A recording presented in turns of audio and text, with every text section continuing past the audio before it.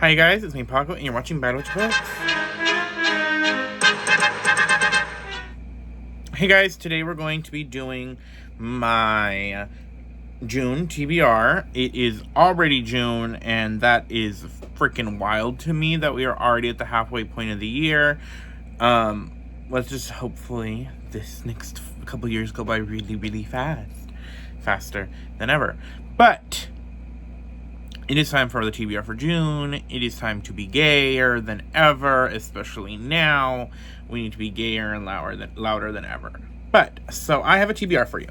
So, my TBR is fun. I originally did pulling names, my TBR jars, but then I got the picks and I really was not happy with my TBR. I was like dreading it, and so I was like, well, fuck that, because I want to have fun this month. And so I was on the phone with Princess, and we were like, I want to do it and make it somehow gay, and then somehow, because I want to read queer books, but I also want to make it fun. And so she was like, do a color wheel. So I'm gonna do a color wheel, spin a wheel, and then I had to pick a gay book. I did 3 because I have already 5 books I need to read for my TBR that are already need to reads, and then I have my 2 fairy loot books I have to read, and then I am doing 3 pools. So, and then I chose 1 book I want to read on its own.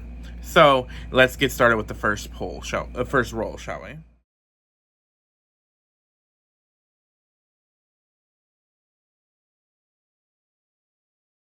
So the first color wheel was yellow. So for that, I decided to pick Saints of Storm and Sorrow by Gabriela Buda. This is a book inspired by Philippines mythology, and it follows a nun who she has powers. I believe it was so. She's been living her double life for as long as she can remember. To the world, she is Sister Maria, a beautiful nun and a devoted servant of the alien Kokedian colonizers. But behind closed doors, she is a stormcaller, chosen daughter of the goddess Amundabu, in hiding not only from the Conquistadors and their witch hunts, but also from the vengeful eye of her slighted goddess. So I also know this is queer, and I've had this for a minute, and I've been wanting to read it, and you can tell there's yellows here. So there's that pick.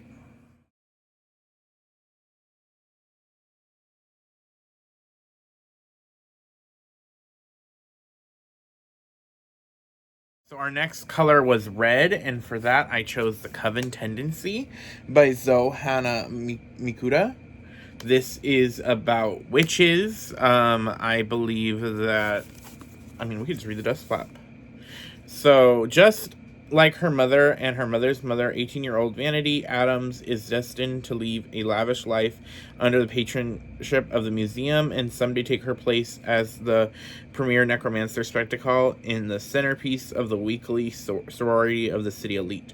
But until that day, Vanity and the other young witches of the museum are isolated from the outside world and purged for their magic being particularly unstable for teenagers and often leading to antisocial constructs and mood swing, bloodlust, and delusion, and most concerning a habitual violent obsession with one another.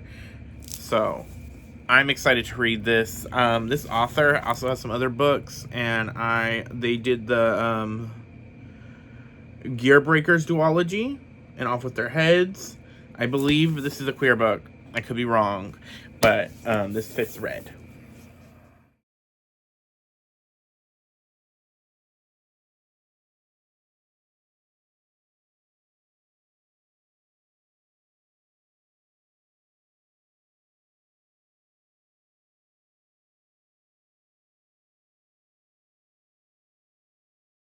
The last wheel spin was blue, and for that I have Legend of the White Snake by Shirley. This is a MLM romance, YA romantasy, and this is a retelling of the Legend of the White Snake. And so I'm excited to get to this. I've had this since last year, and this has been on my TBR for a while. So that was the Rainbow Wheel Challenge thing I did, which I might do again in the future. It was kind of fun. Next, we have books that I have to read. So, a part of my series challenge, I'm trying to knock out multiple series. I've already knocked out the Halfling Saga, so I've moved on to I believe it is called the Burning Kingdom trilogy. And I read, or will be reading, as of time of recording, The Jasmine Throne in the month of May. And so for the month of June, I will be reading The Orlander Sword. I have not read this. The Jasmine Throne is a reread, but I'm very excited to get to this. This is a Indian-inspired fantasy about a princess who, I believe she had a failed coup, and she is like sent to this nunnery kind of place, and one of the nuns has like a secret magic from being another people, and I am very excited to read more. I loved book 1 when I originally read it, so I'm very excited to get into book 2. Also, gorgeous cover. The next book is a book that I have to read for the book club that I am a part of with Princess, Helen, Jen, Lynn, and Riley, Jazz. I don't know why I wanted to say R. It's because their profile's reality something, I think, is why. But I am reading Don't Let the Forest In by C.G. Drews, and I didn't pick this one. Liz Len's pick. So this is, I believe, an MLM fantasy. It's a dark academia, and that's all I really know. It's high school senior Andrew Perlot finds refuge in the twisted fairy tales that he writes for the only person who can ground him to reality, Thomas Rye, the boy with perpetually ink-stained hand and hair like autumn leaves. But with his twin sister Dove inexplicably keeping him at a cold distance upon the return from Warwick Academy, Andrew finds himself leaning on his friends even more. So I know like some mysterious dark academia shit happens, and I think this might like have horror vibes, so I'm excited to get to this. The next book is a book I am reading for my book club that I go to IRL with the library here, one of my local libraries, even though we meet at a Barnes & Noble, and that is The Thrashers by Julie Soto. This is a book, it's a thriller, and it's a high school. I think this also takes place in my town, but I do not know. I know this is Julie Soto's first YA and thriller, so I am excited. I think it's got Heather's vibes, or something like that, so I could be wrong. I haven't heard anybody say it, but just from the synopsis when I first looked at it, I was giving Heather's, so. The next book club book that I will be reading is for my, one of the bookstores I go to, the Romantasy Book Club, and we are reading Swifter Than Scale something something. It's right here. This is a adult novella romantasy, and it follows a dragon hunter who is like hunting a dragon until she ends up in another country, and she kind of starts to get a thing for the queen, and this queen is like a dragon lover or something like that, like she the dragon rider or something, or maybe she's a dragon, I don't know, but it's queer and it's a novella, so it shouldn't be too bad of a read, too long of a read, but I'm excited for that one. The next read I have here is a part of the buddy read me and Princess and Helen are doing. We are buddy reading the Serpent and Dove trilogy, and then the Scarlet Veil duology after, and we are on the final book of the trilogy. We are on Gods and Monsters, which I'm very excited to get to. I love this trilogy so much. I've been enjoying this reread. Blooded Honey was great. This is the final in the Llewyn Reed story, and so I am very excited to wrap this up and then get started on the Scarlet Veil duology. Okay, sorry.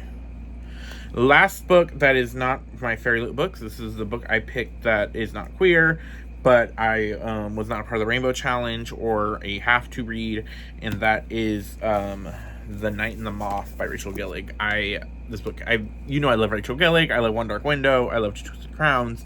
This is her new book, and I've been dying to read it. I've been fighting off all my urges to drop everything and read this right now, but this is about a seer. She's a part of this like sisterhood, like kind of church vibes, and one day her sisters start dying, and so she teams up with this heretical knight who hates everything she stands for to find out what the hell is going on. That is all I really know about it, but I'm very excited to read it, even though I might have to buy another edition to read because I hate the way this paper feels in my hand. It's too heavy. And so last, got my books for my Fairy Loot Reading Challenge, and for that I have Heavenly Bodies by Imanu Iru. Princess loves this, so I'm very excited to read it, but it is about gods. It says, this dangerous kind of villain, a woman who has nothing to lose, in a world blessed by the stars, cruel and merciless gods, Hara has been cursed by fate. A prophecy promises she will fall for a star, but it will kill them both. When the star of wrath and war descends to hunt Lyra, Ilara, the neighboring kingdom, sees an opportunity to take her from her home, the kingdom of night, to Helios, the kingdom of light, where she strides into the arms of the enemy prince. So, Princess loved this, so I'm very excited to finally get to this. This has been one of the ones that I've been really excited to read. Also, can we just talk about how gorgeous this edition is? And the last book I have is is another Fairy Loot book, and that is For She Is the Race by Emily Varga. Gorgeous. This is a retelling of the Count of Monte Cristo, and it is about a girl who, I think she spends time in prison, and then she has to get revenge on the people who put her there when she gets out. And so I think it's also, is it Pakistani or Indian inspired? I don't know on the top of my head. But love this. I'm very excited to read this. But I'm just very excited to get to this.